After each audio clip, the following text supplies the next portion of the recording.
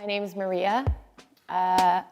Mental health is something that I've kind of battled on and off with for a couple of years now.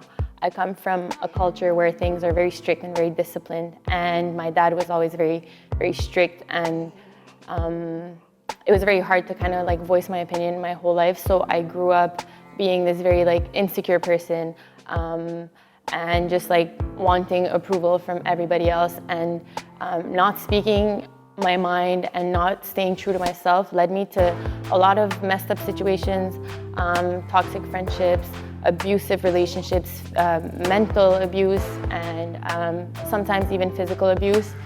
And it just made things harder and harder every time, because every time that somebody came in and took a little bit more, it just like you kind of just like dig yourself a deeper hole, and it's hard to see the light at the end of the tunnel.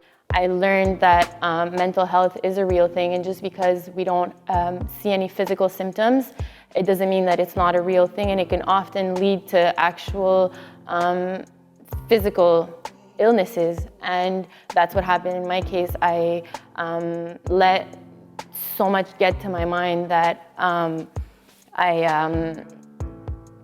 I became really sick, and I was in and out of the hospital, and they couldn't find what was wrong with me, and I lost 30 pounds, and I was really under 100 pounds, and I was like disappearing. And that's when my parents got really worried, and I started getting help and talking more about what was going on in my mind, and staying really true to myself, and like owning my truth, and dealing with the millions of things that I bottled up for so long.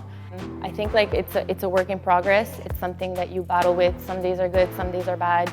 But overall, I think that having people around you that you could be yourself with, that you could be vulnerable with, that you could kind of like let your guard down and not worry because you know that you're not being judged, that's really important, and that's something that really helped me to eliminate toxic people out of my life. I think that's one of the main things about mental health, is that people think that it's not real because it's not physical, but it's as real as it gets.